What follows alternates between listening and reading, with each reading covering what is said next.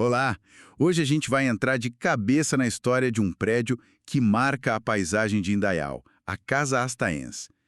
Temos informações bem legais sobre o passado industrial dela, as várias vidas que teve e uma arquitetura, olha, que não passa batido. Faz parte da trilha do patrimônio Memórias de Indaial, um lugar que viu muita coisa acontecer, né? Com certeza. E é muito interessante pensar como um edifício, um só, pode ser um reflexo, tipo um espelho das mudanças econômicas sociais da região. A história da Casa Astaense ela conta mais do que só parede e tijolo. Mostra a dinâmica da cidade mesmo ao longo do tempo. Legal, então bora lá entender isso. Tudo começa ali por 1923, talvez 24. O prédio foi feito para uma coisa específica: ser a sede da Companhia de Lacticínios Indaial. E o produto estrela, parece, era leite em pó, uma coisa super nova para a região na época. Um projeto grande com gente como Carlos Schroeder, Frederico Hart. Sim, uma aposta e tanto para aquele período. Mas olha, essa primeira fase não durou muito. A fábrica fechou as portas já em 1929. E o fascinante aqui é entender o porquê, né? O custo para produzir era alto. Parece que a matéria-prima, o leite, não chegava na quantidade certa sempre. E, um ponto-chave, a concorrência. Já vinha leite em pó de São Paulo, mais forte. É um exemplo clássico, né, de como o mercado pode mudar o rumo de um negócio que parecia promissor. E essa dificuldade logo no início meio que abriu a porta para outras tentativas no prédio.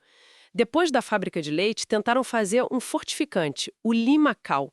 Mas parece que não pegou, durou pouco tempo. Aí, na sequência, o lugar virou uma fábrica de cola fria, a Íncula S.A. Essa, sim, conseguiu ficar mais tempo. Operou até 1950. Que sequência, hein? E depois da Íncula? O prédio mudou de dono de novo? Exatamente. Venderam em 1950 e aí se instalou a indústria química em Dayal. E nesse ponto acontece uma coisa curiosa. O prédio foi dividido.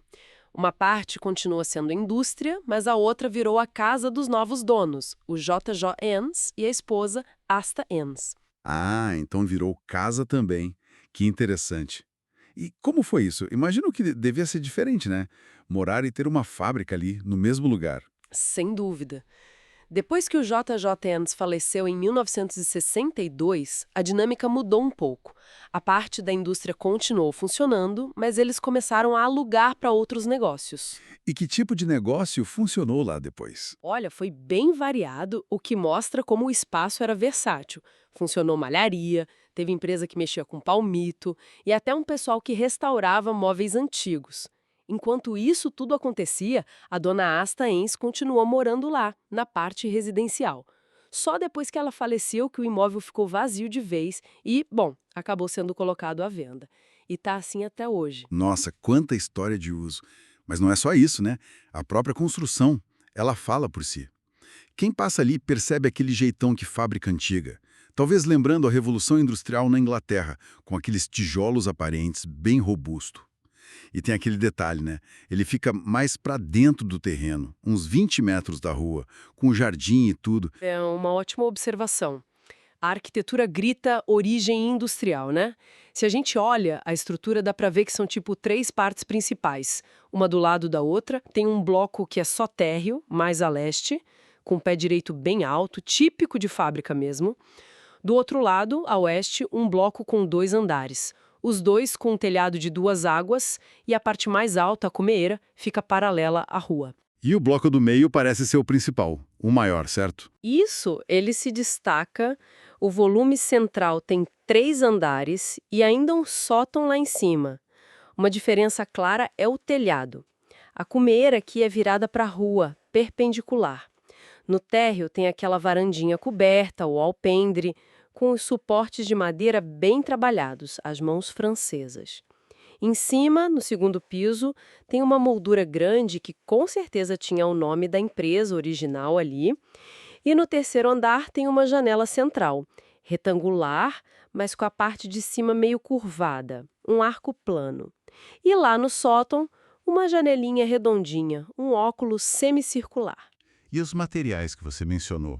Os tijolos, eles parecem diferentes entre si? Sim, isso é bem invisível. Os tijolos são aparentes e mostram variações de cor, de queima, e o rejunte branquinho marca bem o desenho deles. As telhas são de cerâmica, daquele tipo plano, e as janelas com aquele formato de arco meio achatado em cima, divididas em duas partes para abrir e com aquela bandeira fixa em cima, era super comum na época da construção. Se a gente conecta tudo isso, vê que a arquitetura não era só para funcionar como indústria, mas usava as técnicas e os materiais que eram comuns, que estavam disponíveis naquele tempo. Era funcional, mas tinha os seus detalhes, seu charme. Então, para a gente fechar o ciclo aqui, começou como um projeto industrial super inovador para Indaial dos anos 20, né? Aí passou por um monte de fases, de usos diferentes, virou casa também, e hoje está lá, quieto, um marco cheio de camadas de história, esperando o próximo capítulo. E continua sendo um ponto-chave na trilha do patrimônio. Exatamente. E isso tudo deixa uma pergunta no ar, né? Uma reflexão importante. Qual vai ser o futuro de prédios assim, com tanto valor histórico arquitetônico como uma casa astaense, mas que hoje estão vazios? Como é que a gente acha um equilíbrio entre preservar essa memória toda da indústria, da arquitetura e as necessidades da cidade hoje? Que novos usos a gente poderia imaginar para esses lugares? Usos que respeitem o passado, mas que tragam o prédio de volta para a vida da comunidade. Fica aí a questão para a gente pensar.